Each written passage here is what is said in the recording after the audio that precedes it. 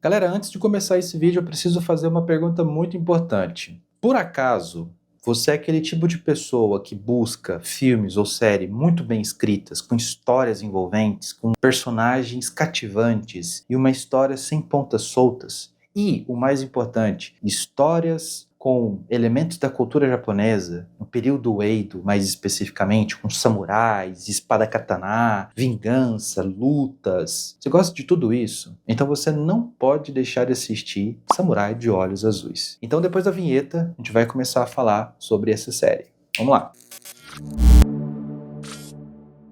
Sempre bom lembrar, deixa o like, se você é novo, né, se inscreva aí no canal, compartilha, comenta, aquilo que a gente já sabe aqui.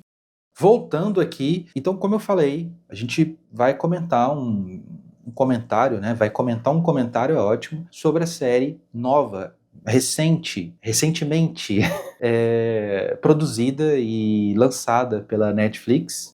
Bom, vamos lá. A história de Samurai de Olhos Azuis fala sobre um samurai, um espadachim, que ele é mestiço. Ele nasceu no Japão no período Edo e ele tem os olhos azuis. É a mãe japonesa e o pai um europeu. Então, e o nome desse personagem que a gente passa a conhecer e passa a se encantar por esse personagem e torce por ele no final das contas, torce para ele conseguir concluir o objetivo dele, é Mizu. Então, já no início do primeiro episódio, a gente vê o Mizu seguindo de um ponto a ponto, né, em busca do seu objetivo, da sua vingança que ele quer. O ponto é esse, né, período Edo no Japão, que vai de 1600 e alguma coisa até o século XIX. O Japão simplesmente ele se isola. Ele proíbe a entrada de estrangeiros, principalmente ocidentais, para não influenciar, para não ter uma influência e não comprometer, por exemplo, a própria cultura e a pureza,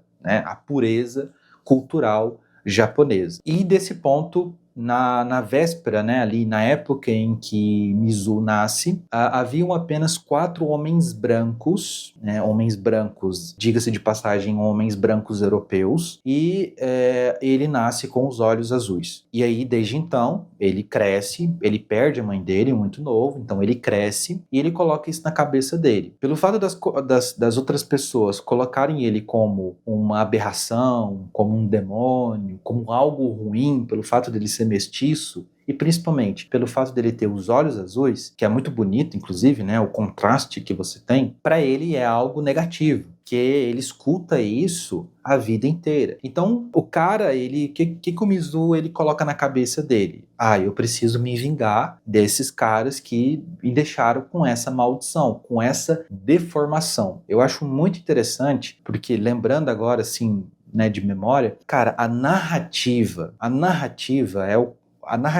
e eu acho que a motivação do protagonista ou dos protagonistas, eu acho que é fundamental ser muito bem trabalhada. E Mizu e a narrativa, ela trabalha isso em paralelo. Eu acho que é no 5º episódio, no 5º pro 6º episódio, que revela pra gente uma informação muito, muito importante, né? Já no primeiro episódio, a gente já tem ali uma grande revelação sobre a própria identidade do Mizu. Inclusive, é uma série que trata sobre assuntos como ela meio que vai desconstruindo esse romantismo que se faz de obras que abordam o Japão nesse período, a gente chama de período o Japão feudal, por conta dessa estrutura, o shogunato, né, os samurais, os shoguns, eles tinham samurais e tal, essa estrutura de poder, né, essa estrutura social, muitas vezes, em algumas produções, é romantizado. E nessa obra, nessa série, nessa animação, ela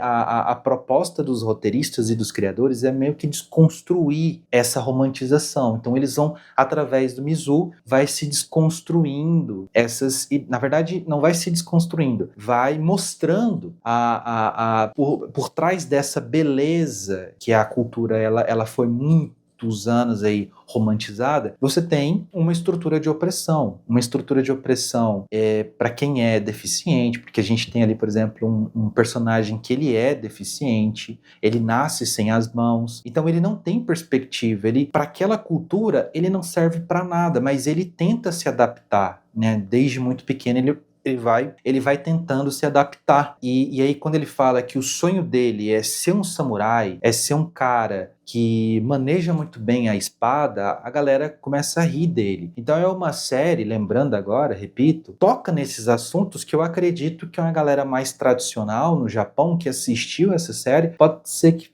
ficou um pouco incomodado, mas que vai tocando nesses assuntos. Toca, por exemplo, isso em vários momentos. O próprio Mizu sofre com isso. A sociedade japonesa, a cultura japonesa em si, ela é patriarcal. Ela tem uma estrutura patriarcal, uma estrutura hierárquica em que o homem está no topo e a mulher está na base dessa estrutura. A mulher ali, ou ela se casa e passa a cuidar do lar, dos filhos e do marido, ou ela se torna ela vai trabalhar num bordel, para não ficar muito agressiva aqui. Então ela só tem essas duas perspectivas. E a todo momento a série vai trabalhando essas questões. Mas o ponto, assim, maravilhoso dessa série é a coerência que ela tem. É extremamente coerente, no sentido de que você tem um personagem que ele tem um objetivo e ele segue esse objetivo até o fim. Mizu, ele tem o objetivo de quê? De vingar o fato dele ser uma aberração, dele ser um imprestável, por ele ser mestiço, vingar essa maldição que ele tem. Essa série, ela é uma aula de, primeiro, como criar ótimos personagens extremamente cativantes, personagens que têm complexidade, que têm dramas, mas que podem aprender, que podem rever seus erros, por exemplo. É uma aula de como criar uma narrativa muito bem redonda, uma narrativa sem arestas, uma narrativa que parte do ponto A, se desenvolve, finaliza com o famoso cliffhanger, aquele chama para uma segunda temporada. Aquilo que a gente chama de final aberto, que muita gente não gosta, né? Mas ali tem um motivo para ter esse final aberto, para justamente ter uma segunda temporada. Enfim, para finalizar aqui, Samurai de Olhos Azuis, além de ser uma aula que a gente aprende muito nessa questão de narrativa, de como você constrói em paralelo, né, a história do personagem que está se desenvolvendo, e nesse meio você também tem uma ameaça que está à beira de entrar dentro do Japão e ameaça a própria estrutura cultural, política do Japão, e Mizu ele está indo de encontro a isso. E a série ela tem duas partes. Depois que eu terminei de assistir, fiquei pensando e eu cheguei à conclusão de que a série ela tem duas partes. A primeira parte vai do episódio 1 até o episódio 5. Do 6 ao 8 já é uma reviravolta. Por quê? Por que eu falo que ela é dividida em duas partes? Porque do primeiro episódio, do quinto episódio, a gente está ali concentrado na perspectiva do Mizu. É o Mizu em busca de vingança. Então, é uma história particular. Ela começa do particular, ela começa do uno, e depois que vai ali para o sexto até o oitavo episódio, ela abre um leque. A história, ela abre aquilo que Mizu está combatendo, aquilo que ela está em busca de vingança, que ela acredita que foi uma ameaça para ela, para a própria existência dela, agora está sendo uma ameaça para o próprio Japão inteiro. Então, é extraordinário essa abertura que eles fazem, e faz uma abertura e não perde a coerência. Continua a coerência. Mizu consegue, assim, parcialmente o objetivo dela. Acabei de dar um spoiler aqui, não posso. Mizu... Mizu... Ai, caraca. Agora já foi, já era. Não vou nem tirar isso daqui da edição. Quando a gente se esforça para não dar um spoiler, mas não tem jeito, né? Enfim.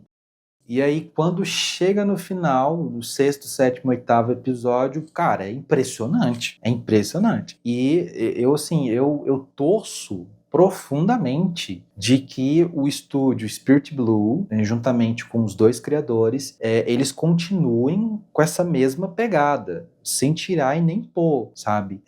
Incomodou uma galera. Não importa. Vamos continuar. Nossa proposta é essa. É uma proposta artística. É uma produção artística, uma obra artística. Então, se alguém ficou com dor de cotovelo, tem ali agora virou moda, né, esse negócio, tem uma lacração ali, cara, não assiste, simples, não assiste, vai ver outra coisa, enfim. Então, se você gosta desse tipo de produção, se você procurar lá, pesquisar, agora, nossa, depois que eu assisti, né, o Samurai de Olhos Azuis, agora me deu vontade de ver várias outras coisas sobre samurai. Lá, né, na Netflix, por exemplo, tem o Samurai X, por exemplo, que eu acho que é um remake que a própria Netflix fez de um anime baseado no mangá bastante antigo, inclusive, que é muito bom, inclusive, né? Samurai X tem, eu acho que Mizuki, que é baseado numa história real, inclusive Mizuki, se não estiver enganado. E tem várias outras obras, mas eu gostaria de compartilhar com vocês, deixa eu só pegar aqui, eu saí um pouquinho da câmera, compartilhar com vocês essa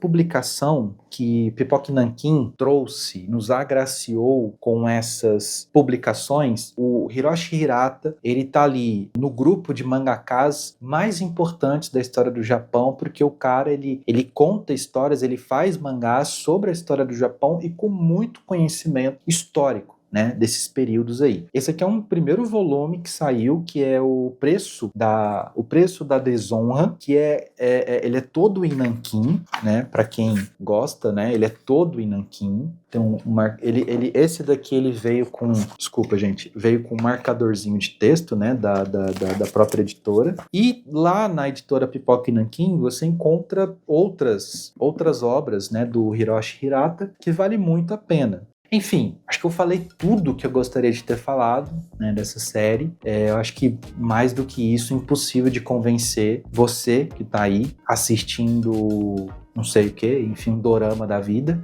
a assistir essa série Samurai de Olhos Azuis. Se você gostou, deixa o seu like, comenta aí nos comentários e repito, se você é novo, segue aí a gente, coloca aí no sininho e manda para outras pessoas também, tá bom? Valeu e até a próxima.